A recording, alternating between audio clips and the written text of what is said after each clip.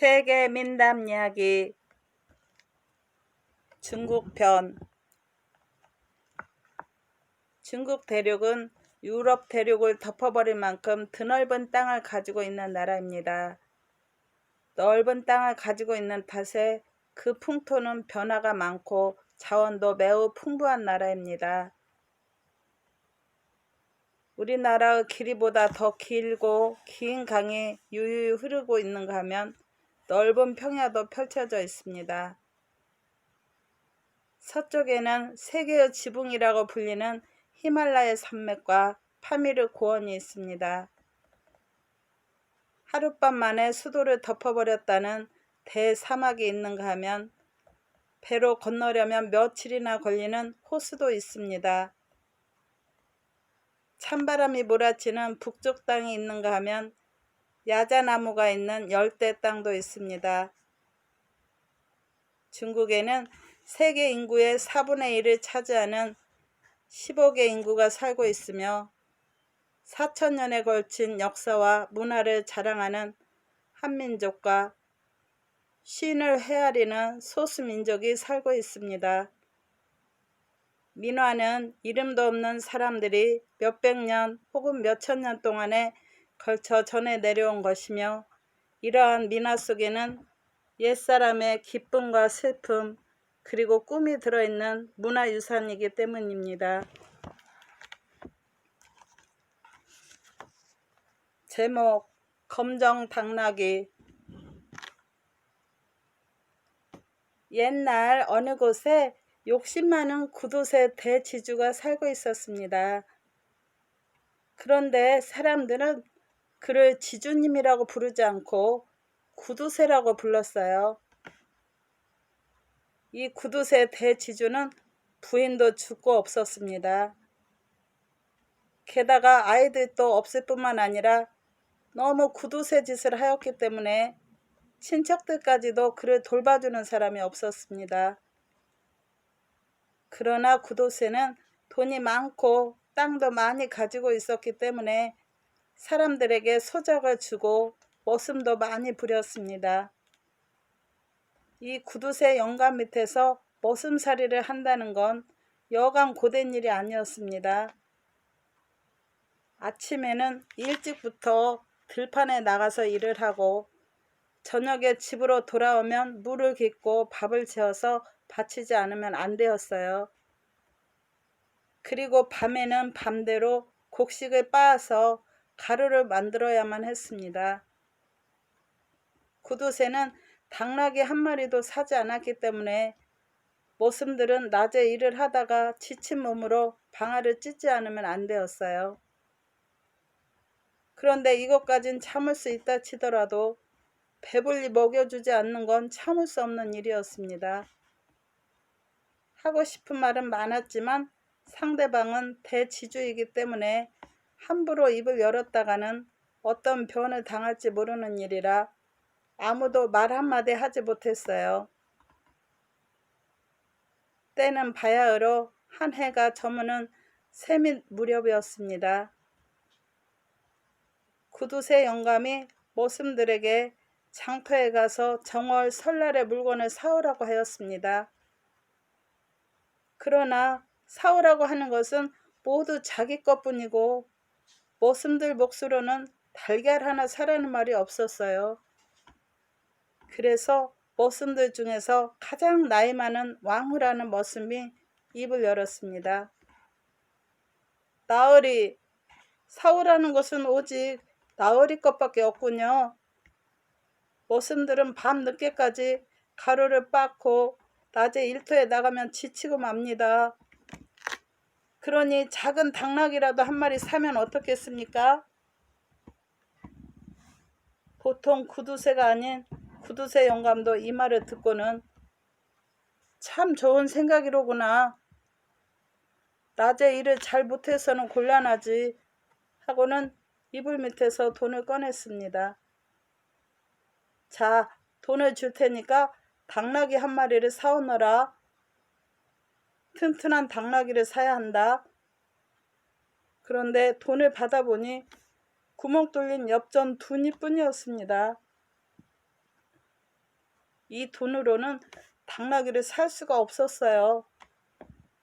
머슴들은 화가 났지만 구두쇠가 엽전 두 입을 내놓는 이도 좀처럼 없었기 때문에 꾹 참았습니다. 머슴들은 장터로 나갔어요. 구두쇠 영감이 사라는 물건을 다 사고 나니 엽전 두 입만 남았습니다. 물론 당나귀는 살 수가 없었어요. 어떻게 할까 하고 의논을 하고 있는데 한쪽에서 연화를 팔고 있었습니다.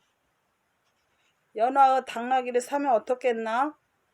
그림 속의 당나귀는 풀도 먹지 않고 구두쇠 영감에게는 꼭 알맞아. 값을 물어보자 마침 엽전 두 입이었습니다. 이리하여 머슴들은 검정 당나귀가 그려져 있는 연화를 사기로 하였습니다. 머슴들이 돌아오자 구두쇠 영감이 물었습니다.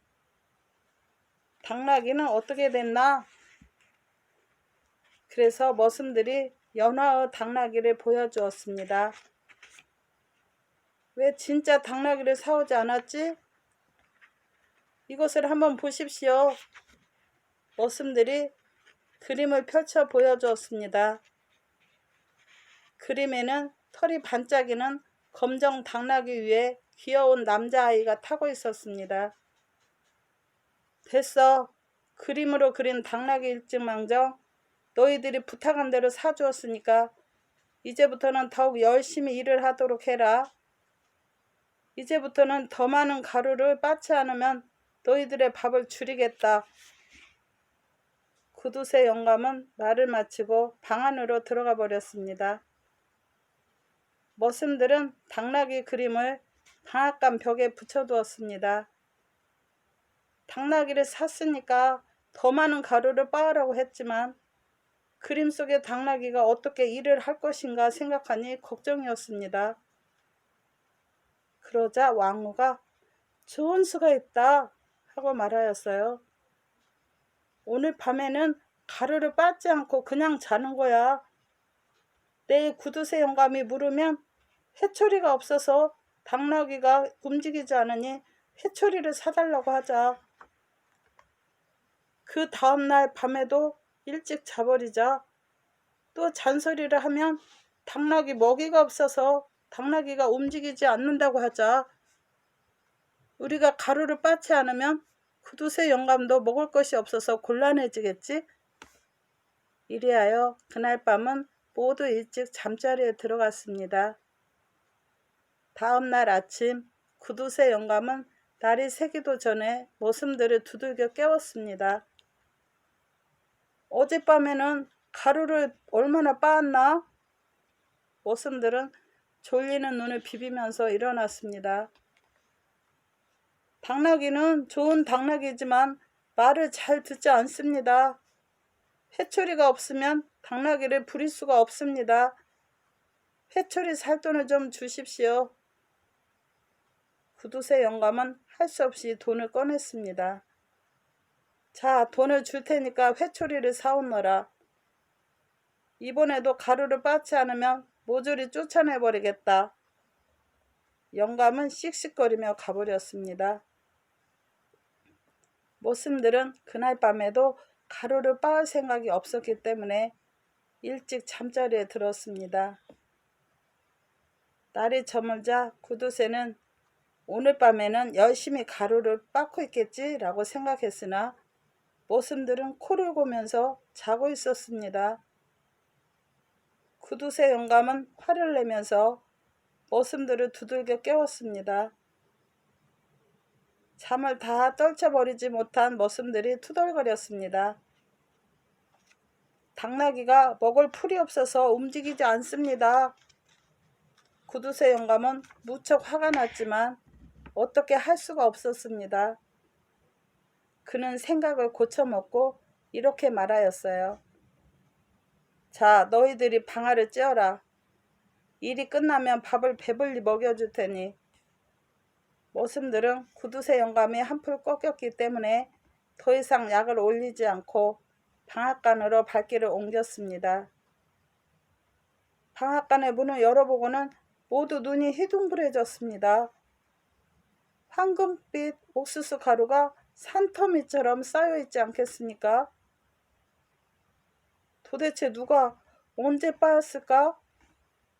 모슴들은 서로 얼굴만 쳐다보고 있었습니다. 구두쇠 영감도 깜짝 놀랐습니다. 구두쇠 영감은 곧 후회하였어요. 가루를 빻으면 배불리 밥을 먹여주겠다고 약속을 했기 때문입니다. 이렇게 많은 가루를 보고 밥을 안 먹여주겠다고 말할 수는 없었어요. 그날 밤 머슴들은 맛있는 밥을 실컷 먹을 수가 있었습니다. 이튿날 들판에 나간 머슴들은 어젯밤에 있었던 얘기로 꽃을 피웠습니다. 누가 언제 가루를 빻았는지 아무도 몰랐습니다. 그래서 머슴들은 오늘 밤에는 절구통에 옥수수를 넣은 다음 밖에서 지켜보기로 하였어요. 머슴들은 방앗간 밖에서 섰다가 앉았다가 하면서 기다렸습니다. 그러나 아무리 기다려도 방아는 움직이지 않았어요. 낮에 일을 하여 피곤한 머슴들은 한 사람씩 잠들기 시작하였습니다. 마침내 모두가 깊이 잠들어 버렸습니다. 먼동의 틀 무렵에 눈을 뜬 머슴들은 방앗간을 들여다보았습니다. 이게 어찌된 일일까요? 절구통에는 또 황금빛 가루가 산더미처럼 쌓여 있었습니다. 머슴들은 고개를 가욕거리며 다음날 밤에는 한 사람씩 교대로 망을 보기로 하였습니다. 자정이 한참 지났을 무렵이었어요. 마침 왕후가 망을 볼 차례가 되었습니다. 방앗간 안에서 쿵덕쿵 쿵덕쿵 방아 찧는 소리가 들리기 시작하였습니다. 왕후는 깜짝 놀라고 말했어요. 방앗간에는 아무도 들어가지 않았기 때문에 방아가 혼자 움직이고 있는 것이라고 생각하였습니다. 방앗간 안을 들여다보려고 해도 무서워서 허리를 굽힐 수가 없었습니다. 이때 교대할 머슴이 왔기 때문에 두 사람은 함께 밖에서 형편을 살피기로 하였습니다. 여전히 방아가 쿵덕쿵 하고 움직이는 소리가 들려왔어요. 또 교대할 머슴이 다가왔습니다. 첫 닭이 울고 먼동의 틀 무렵이 되었을 때 방아 찧는 소리가 멈추었습니다. 머슴들이 조심스럽게 방앗간 안으로 들어가 보니 황금가루가 산더미처럼 쌓여 있었습니다. 주위를 살펴봐도 변한 것이라고는 아무것도 없었어요. 다만 방아 주위의 바닥에 당나귀의 발자국이 남아있을 뿐이었습니다. 그래서 벽에 붙여진 그림을 봤습니다. 당나귀는 땀 투성이가 되어 있었습니다. 당나귀를 타고 있는 소년도 이제 금방 일을 끝낸 듯 피곤한 모습을 하고 있었어요. 머슴들은 틀림없이 이 연화 속의 당나귀와 소년이 빠져나와서 가루를 빻은 것이라고 생각했습니다. 그들은 어깨춤을 덩실덩실 추면서 좋아했습니다. 연화라는 것은 우리 한국에 있는 달력에 나오는 그림이에요. 그때부터 밤마다 당나귀가 가루를 빻아주었습니다. 머슴들은 실컷 잠을 자면서 피로를 풀 수 있게 되었습니다. 이 일을 모르는 사람은 구두쇠 영감뿐이었습니다. 그러던 어느 날 구두쇠 영감이 한밤중에 일어나 머슴들을 깨우려고 방을 나서려니 방앗간에서 쿵덕쿵 하는 소리가 들리지 않겠습니까? 누가 이 밤중에 가루를 빻고 있을까? 참 부지런한 머슴이로구나. 이렇게 중얼거리면서 방앗간으로 다가갔습니다. 방앗간에서 말박업 소리가 들려왔습니다. 그는 이상하다 생각하여 방앗간의 문을 활짝 열어젖드렸습니다. 그러자 놀란 소년이 당나귀 등에 올라타고는 그림 속으로 들어가 버렸습니다. 아, 이제 알았다. 요즘 머슴들이 군소리 한마디 없이 열심히 일을 하고 있다고 생각했더니 연화 속에서 아이와 당나귀가 빠져나와서 가루를 빻고 있었군. 구두쇠 영감은 당장 벽에 붙어있는 연화를 잡아 떼어버렸습니다. 그리고 머슴들을 두들겨 깨웠습니다. 너희들이 나를 잘도 속였겠다. 밤마다 내가 산 이 연화에게 일을 시키고 너희들은 빈둥빈둥 했구나. 오늘 밤부터는 지금의 배로 가루를 빻지 않으면 안 된다. 자, 빨리 밭으로 가거라.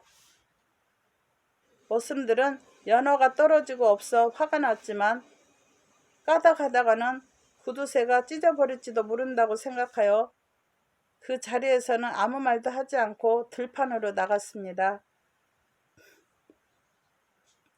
구두쇠 영감은 연화를 어떻게 할까 망설였습니다. 지금까지 연화가 공덕을 나타내면 사람들은 모두 간청에 찾아가 바쳤습니다. 이것이 황제에게 전해져 많은 상을 받기도 하고 훌륭한 관리가 되기도 했지요. 그래서 구두쇠 영감은 이 그림을 관청에 가지고 가기로 했습니다. 곧 연화를 훌륭하게 표고하여 현청을 찾아갔습니다. 현지사가 그 그림을 보았어요. 검정 당나귀에 한 소년이 타고 있는 대수롭지 않은 그림이었습니다. 지금까지 황제에게 헌상한 연화가 공덕을 나타내지 않아서 목이 달아난 관리도 있었습니다. 현지사는 이걸 함부로 다루어서는 안 된다 하고 생각했습니다. 이 불충한 놈, 그림으로 그린 당나귀가 일을 하다니 어디 있을 법이나 한 얘기냐? 나를 속이면 그냥 두지 않겠다. 나으리 틀림없이 이 당나귀가 그림에서 빠져나와 가루를 빻았습니다. 제 두 눈으로 똑똑히 봤습니다. 제 말이 거짓이라고 생각되시거든 제 집에 오셔서 직접 확인해 주시기 바랍니다. 그날 밤 구두쇠 영감은 연화를 벽에 붙여두었습니다. 그리고 현지사는 손아래 사람들을 데리고 방앗간으로 왔습니다. 머슴들은 이 광경을 먼 발치에서 지켜보고 있었습니다. 자정이 되었어요. 사방은 쥐죽은 듯이 고요했습니다. 아무 소리도 들리지 않았어요. 축시가 되어도 방 안은 움직이지 않았습니다. 인시가 되어도 아무 소리도 들리지 않았어요. 관리들은 졸려서 화를 내기 시작했습니다. 먼동이 트기 시작하였습니다. 기다림에 지친 현지사가 머슴들에게 물었습니다. 집주인 말에 따르면 이 연화의 당나귀가 가루를 빻는다고 하는데 그것이 사실인가? 머슴들은 일제히 말하였습니다. 나으리 보시는 대로입니다. 지주님이 나으리를 속이고 있습니다. 이 말을 들은 현지사는 머리 끝까지 화가 나서 구두쇠 영감의 목소리를 잡고는 닥치는 대로 두들겨 주었습니다. 이 바람에 구두쇠 영감은 그만 그 자리에서 숨을 거두고 말았습니다. 그 후 머슴들은 구두쇠 영감의 밭을 일구어 평화롭게 살았습니다. 그러나 검정 당나귀는 두 번 다시 방아를 찢지 않았습니다. 그것은 구두쇠 영감이 풀로 완전히 표고를 해버려 몸을 마음대로 움직일 수가 없었기 때문입니다.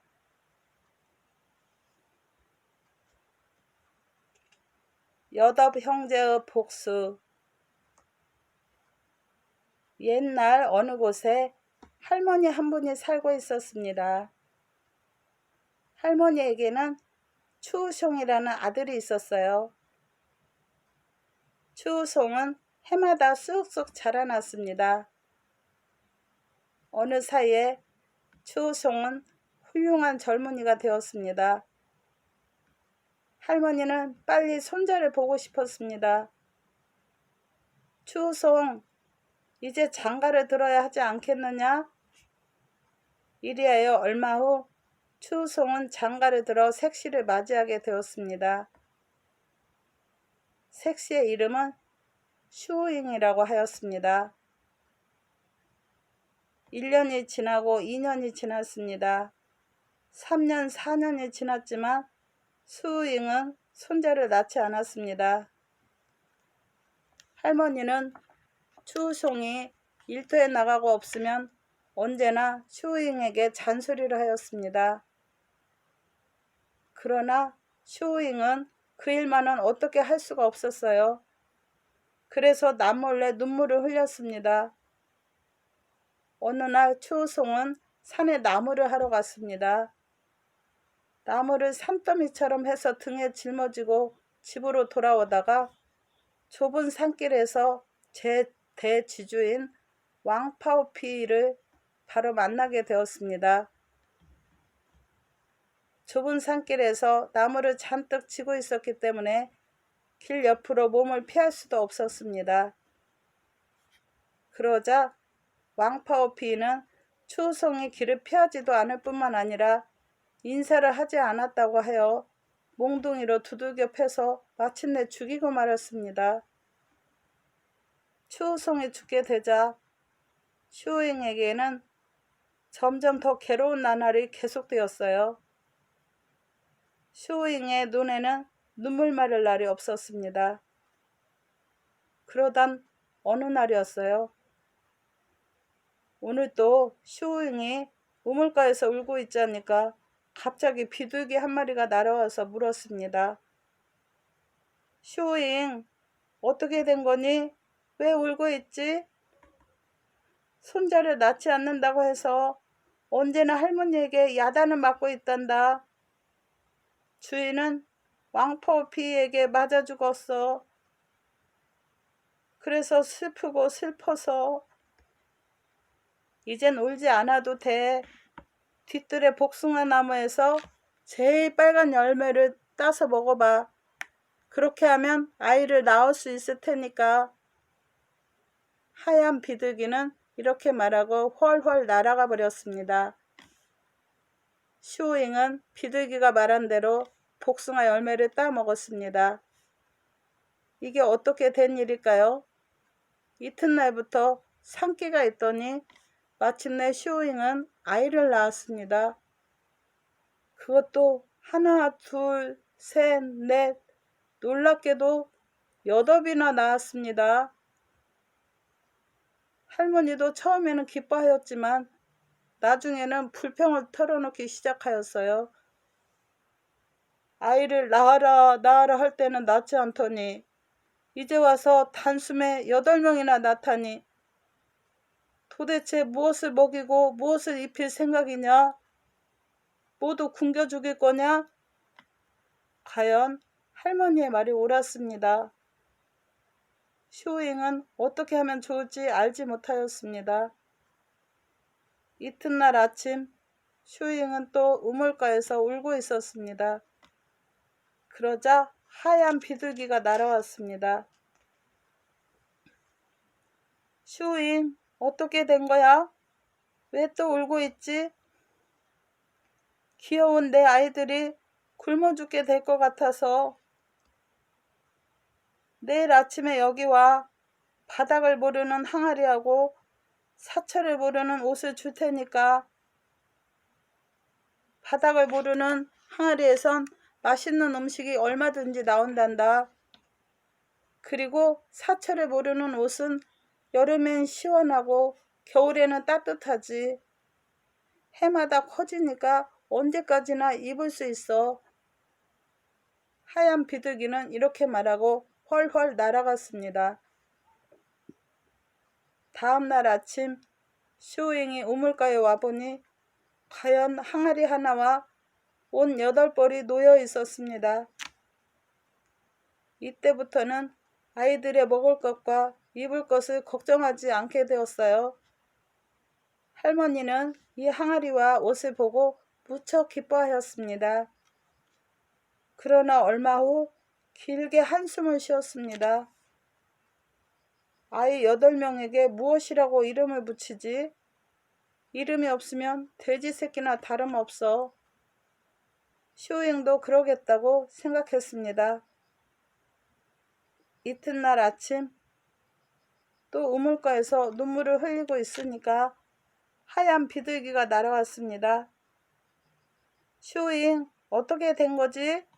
왜 울고 있는 거야? 아이들에게 이름이 없으면 돼지 새끼나 마찬가지야. 어떻게 하면 좋지? 내가 지어주지. 첫들이 첫째, 돌미끄럼 둘째, 쇠목 셋째, 고무목 넷째, 열몰라 다섯째, 말술 여섯째, 긴다리 일곱째, 먹보 여덟째. 하얀 비둘기는 이렇게 말하고 훨훨 날아가 버렸습니다. 8명의 아이들은 이제 먹고 입는 것도 해결되었고 이름도 다 지어져 무럭무럭 자랐습니다. 마침내 죽은 아버지가 그랬듯이 날마다 산에 나무를 하러 가기도 하고 밭에도 나가서 일을 하기도 했습니다. 슈잉이 바닥 모르는 항아리와 사철을 모르는 옷을 가지고 있다는 소문이 입에서 입으로 전해졌습니다. 마침내 마을 사람들도 다 알게 되었어요. 한편 왕파오피는 그것을 빼앗아 와야겠다고 생각했습니다. 어느 날 왕파오피는 아이들이 없는 틈을 타서 부하들을 데리고 나타났습니다. 마침 그때 첫들이 첫째가 몸이 좋지 않아서 집에서 쉬고 있었어요. 첫째는 아버지를 죽인 원수가 나타났다는 것을 알고는 몽둥이를 들고 뛰어나갔습니다. 그러나 상대편은 수도 많고 하여 오히려 첫째가 그들의 손에 붙잡히고 말았습니다. 왕파오피는 방안을 샅샅이 뒤져서 바닥 모르는 항아리를 찾으려 했지만 슈잉이 이미 오래전에 숨겨뒀기 때문에 찾을 수가 없었습니다. 할 수 없다. 오늘은 첫들이 첫째가 입고 있는 사철 모르는 옷 하나만으로 만족할 수밖에 없다. 이리하여 그는 첫들이 첫째를 끌고 옥에 가두어 버렸습니다. 그런데 그날따라 첫들이 첫째가 몸이 좋지 않아서 사철 모르는 옷을 입지 않고 있었습니다. 왕파오피는 크게 실망하고 말았습니다. 이윽고 7 형제가 아무것도 모르고 집으로 돌아왔습니다. 슈잉은 사연을 얘기했어요. 형을 살려내야 한다. 8 형제가 힘을 합쳐서 아버지의 원수를 갚아다오. 알겠습니다. 우리가 힘을 합쳐 아버지의 원수를 꼭 갚겠습니다. 돌미끄럼 둘째가 새로 변하여 옥속으로 들어갔습니다. 첫들이 첫째가 왕파오피는 큰 돌로 나를 짓눌러 죽이려 해 하고 일러주었습니다. 그러자 돌미끄럼 둘째는 형님은 새가 되어 어머니가 계시는 집으로 돌아가요. 여기는 내가 맡을 테니까요. 하고 첫들이 첫째를 집으로 돌려보냈습니다. 이튿날 아침 왕파오피는 부하들을 시켜 돌미끄럼 둘째를 끌어내어 큰 돌로 짓누르려고 하였습니다. 그러나 돌미끄럼 둘째의 몸은 마치 이끼가 낀 것처럼 미끌미끌하여 큰 돌이 미끄러지고 말았습니다. 왕파오피와 부하들은 어떻게 해서라도 큰 돌로 짓눌러 버리려고 땀을 뻘뻘 흘렸지만 잘 되지 않았어요. 할 수 없이 단념하고는 내일은 목을 쳐야 되겠다 하고 다시 옥에 가두어 버렸습니다. 그날 밤 이번에는 세목 셋째가 오늘 밤에는 내가 갔다 오겠습니다 하고 새로 변하여 옥속으로 들어갔습니다. 돌미끄럼 둘째가 내일 목을 치겠다고 하더란 얘기를 하자 세목 셋째가 알았어요. 형님은 어머니가 계시는 곳으로 가 있어요. 여기는 내가 맡을 테니까요. 하고 대신 옥에 남아 있었습니다. 날이 밝자 왕파오피 부하들이 나타나 세목 셋째의 목을 쳤습니다. 그러나 세목 셋째의 목은 강철보다 더 단단하였습니다. 칼로 목을 칠 때마다 불꽃이 튀더니 마침내 칼이 부러지고 말았습니다. 많은 부하들과 왕파오피가 차례로 목을 쳐봤지만 셋째의 목은 아무렇지도 않았습니다. 치는 척적 칼이 도망나 버리고 말았어요. 할 수 없이 다음날 아침에 밧줄로 목을 졸라서 죽이기로 하였습니다. 세목 셋째는 다시 옥속에 갇혔습니다. 그날 밤에는 고모목 넷째가 오늘 밤에는 내가 동정을 살펴보고 오겠습니다 하고 새로 변하여 날아갔습니다. 오간의 형에게서 내일 아침 밧줄로 목을 졸라 죽이겠더란 얘기를 듣자 그는 형님은 어머니가 계시는 곳으로 가 있어요. 여기는 내가 맡을 테니까요. 라고 말하면서 세목 셋째를 돌려보냈습니다. 첫 닭이 울고 햇님이 얼굴을 내밀었습니다. 부하들이 나타나 고모목 넷째를 끌어냈습니다. 그리고 굵은 밧줄로 목을 졸랐습니다. 그러나 고모목 넷째의 목은 마치 고무처럼 부드러워서 아무리 세게 졸라도 소용이 없었습니다. 손을 느슨하게 하면 금방 풀렸습니다. 모두 푸푸 하면서 나동그라지고 말았어요. 이리하여 그들은 단념하고 내일 그럼 불에 태워 죽이기로 하였습니다. 고모목 넷째는 다시 옥속에 갇혔어요. 그날 밤에는 열몰라 다섯째가 오늘 밤에는 내가 형편을 좀 살펴보고 오겠습니다 하고 새로 변하여 옥속으로 들어갔습니다. 그는 고모목 넷째로부터 내일 아침에 불에 타서 죽게 되었다는 얘기를 듣고 형님은 어머니가 계시는 곳으로 가 있어요. 여기는 내가 맡을 테니까요. 하고 말하였습니다. 고모목 넷째는 다시 새로 변하여 집으로 돌아갔습니다. 이튿날 아침 왕파오피의 부하들은 장작을 산더미처럼 쌓아놓고 열몰라 다섯째를 끌어내어 그 위에 앉혔습니다. 그리고 사방에서 불을 당겼습니다. 불이 활활 타오르기 시작하였어요. 그러나 열몰라 다섯째의 몸은 아무렇지도 않았습니다. 부하들은 계속 장작을 떼고 기름을 갖다 부었지만 열몰라 다섯째는 꼼짝도 하지 않고 앉아 있었습니다. 왕파오피는 그날도 단념하고 내일 술을 마시게 하여 죽이기로 하였습니다. 해가 지고 밤이 되었습니다. 이번에는 말술 여섯째가 어머니 오늘은 제가 다녀오겠습니다 하고 새가 되어 날아갔습니다. 옥에 닿은 그는 열몰라 다섯째로부터 말을 듣고 이번에는 내 차례요. 형님은 어머니가 계시는 곳에 가 있어요 하고 말하였습니다. 이튿날 아침 왕파오피의 부하들은 말술 여섯째를 끌어내놓고 입을 벌려 큰 술통에 술을 마구 부어 넣었습니다. 그러나 말술 여섯째는 아무렇지도 않은 얼굴을 하고 있었습니다. 눈 깜짝할 사이에 왕파오피가 마련했던 12통의 술이 없어지고 말았습니다. 깜짝 놀란 왕파오피는 이거 안 되겠다. 내일은 이 녀석을 바다에 던져버려라 하고 말하였습니다. 다음에는 긴 달이 7째 차례였습니다. 오늘 밤에는 제가 가보겠습니다. 그는 어머니께 인사를 하고 옥속에 들어갔습니다. 그리고 말술 6제로부터 내일은 바다에 던져질 거라는 얘기를 듣고 형님은 어머니가 계시는 곳에 가 있어요. 여기는 내가 맡을 테니까요. 하고 말한 다음 말술 6제를 돌려보냈습니다. 이튿날 아침 먼동이 트자 부하들은 긴다리 7제를 배에 태워 바다로 나갔습니다.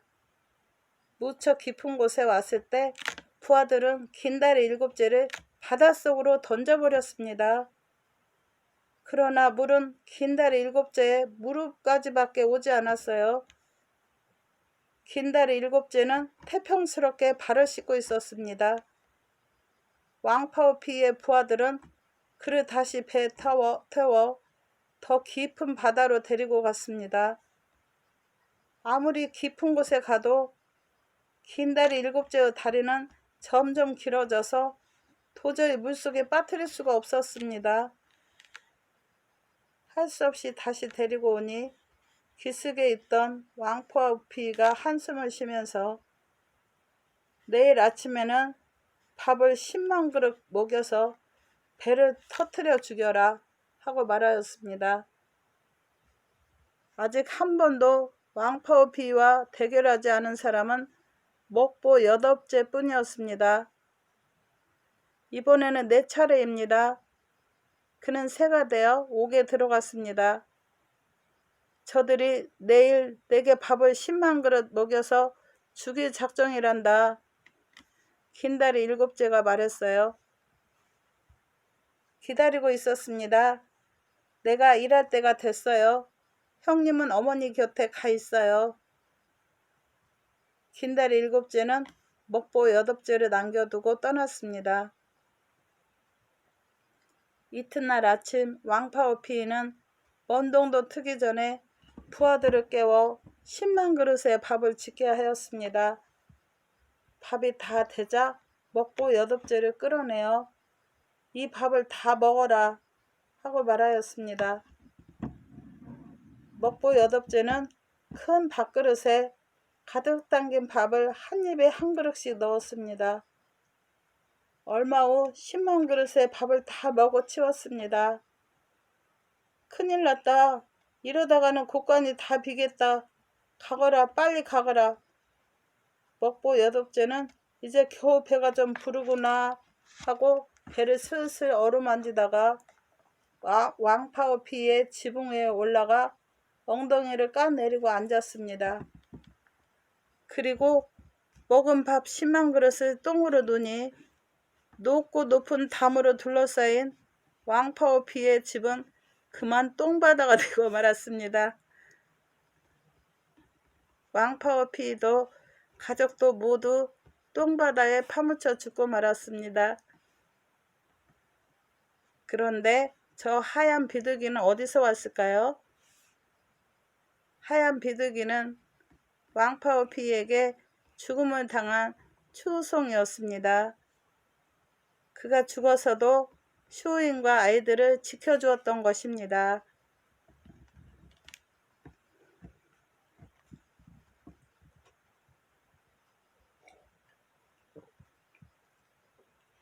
운신초. 옛날 중국의 와오산 기슭에 욕심쟁이 지주 한 사람이 살고 있었습니다. 이 지주는 머슴 2를 두고 있었는데 언제나 아침 일찍부터 밤 늦게까지 일을 시켰습니다. 게다가 2 머슴에게 세경도 잘 주지 않으려고 하였습니다.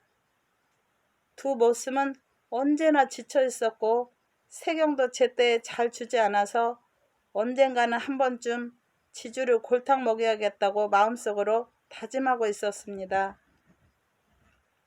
어느 날의 일이었습니다. 2 머슴은 밭에서 돌아오자마자 괭이를 던져놓고는 쏜살같이 뒷마당으로 달려가는 것이었습니다. 2 머슴은 뒷마당에 있는 늙은 회나무 위에 까마귀 둥지를 바라보며 오래오래 서 있었습니다. 지주는 이 광경을 보면서 이상하다고 생각했어요. 뭐들 하고 있는 거냐? 빨리 걸음을 만들어 가지 않고. 두 머슴은 얼굴을 맞대고 귀에말을 주고받은 다음 일하러 나갔습니다. 지주는 고개를 가웃거리며 중얼거렸습니다. 무슨 일이 있는 게 틀림없어. 이렇게 생각한 지주는 두 머슴 뒤를 몰래 따라갔습니다. 그리고 걸음이 있는 옆자리의 변소 안으로 들어가서 두 머슴이 말하는 것을 엿들었습니다. 이봐, 지주 나으리가 알면 안 돼. 그래, 그런데 우리 둘이 같은 시간에 똑같은 꿈을 꾼다는 것은 정말 신기한 일이야. 그래, 맞았어. 흰 수염이 길게 난 할아버지가 저 까마귀 둥지 속에 은신초가 한 그릇 있다고 하셨어. 너도 꿈속에서 똑같은 얘기를 들었다고 했지? 물론이지. 참 이상한 일이야. 지주에게 알려주면 빼앗길지도 몰라. 그 은신초만 있으면 먹을 것도 입는 것도 고생하지 않고 얻을 수 있어. 게다가 욕심쟁이 지주의 잔소리를 듣지 않고도 살 수 있어. 쉿! 더 작은 소리로 말하라고. 지주가 들으면 어떡하려고 그러나? 그런데 그 은신초를 어떻게 해서 찾아내지? 은신초란 그 나뭇잎을 들고 있으면 그 사람의 모습이 다른 사람에게 보이지 않는 신기한 나무입니다. 그래, 어떻게 해서라도 우리 둘이서 은신초를 찾아내자. 너가 찾으면 나는 내가 안 보일 테고, 내가 찾으면 너는 나를 볼 수 없을 테니까 은신초인지 아닌지를 금방 알 수 있어. 좋아, 그럼 당장 찾자. 지주는 변소 안에서 이 얘기를 듣고 너무 기쁜 나머지 두 다리가 후들후들 떨리기까지 하였습니다. 집으로 돌아온 지주는 아내와 아이들에게 말했어요. 내가 나무 위로 올라갈 테니까 보이는지 잘 보고 있어요. 이때 두 머슴이 헐레벌떡 달려왔습니다. 지주님, 저 뒷마당에 있는 회나무를 팔려는 사람이 있는데 팔지 않겠습니까? 안 돼, 안 돼. 그 나무는 절대로 팔 수 없어. 돈은 얼마든지 내겠다고 하던데. 안 된다면 안 되는 줄 알아. 우리 고장의 땅을 다 준다고 해도 안 돼. 썩 물러가거라. 지주는 두 머슴을 쫓아내고는 크게 숨을 쉬었습니다. 두 머슴은 지주가 함정에 빠져들었기 때문에 가벼운 마음으로 나갔습니다. 지주는 재빨리 나무 위로 기어 올라가기 시작했어요. 까마귀 둥지 속에 있는 풀을 한 입씩 들고는 아래쪽에서 쳐다보고 있는 아내와 아이들에게 물었습니다. 내가 보이느냐? 보여요. 보여요. 내가 보이느냐? 보여요. 내가 보이느냐? 보여요. 지주는 이불을 하나 들고는 물었고 아래쪽에 있는 아내와 아이들은 위만 쳐다보며 대답하였습니다. 둥지로 날아온 까마귀가 이상한 사람이 둥지를 부수고 있는 것을 보고 까악까악하며 둘레를 맴돌았습니다. 지주는 그래도 은신처 찾는 일을 멈추지 않았어요. 내가 보이느냐? 보여요. 내가 보이느냐? 보여요. 보여요. 지주 아내와 아이들은 점점 목이 아파왔습니다. 이제 주위가 깜깜해졌어요. 화가 난 부인이 자기도 모르게 소리쳤습니다. 어리석게 무슨 짓을 하고 있는 거예요? 이젠 당신 같은 사람은 보이지 않아요. 이 소리를 들은 지주는 너무 기뻤습니다. 하마터면 나무 위에서 떨어질 뻔하였습니다. 마지막에 손에 준 잎 하나를 꼭 쥐고는 아래로 내려왔어요. 지주는 그날 밤에 눈 한 번 붙일 수가 없었습니다. 이튿날 아침이 되었어요. 지주는 그 풀잎을 가지고 일찍 집을 나섰습니다. 장터에는 여러 가지 물건을 파는 가게들이 즐비하게 늘어서 있었습니다. 사람도 와글와글 했습니다. 한 노인이 먹는 배를 팔고 있었어요. 지주는 한쪽 손에는 풀잎을 들고 다른 한 손에는 배 하나를 집어들었습니다. 자기 몸이 다른 사람의 눈에는 보이지 않는다고 생각한 지주는 배를 가지고 슬금슬금 달아났습니다. 배를 팔던 노인은 이것을 보고 깜짝 놀랐습니다. 이렇게 사람들이 많이 있는 곳에서 대담하게 물건을 훔치는 미치광이는 처음 보았기 때문입니다. 그래서 모른 체 하고 있었습니다.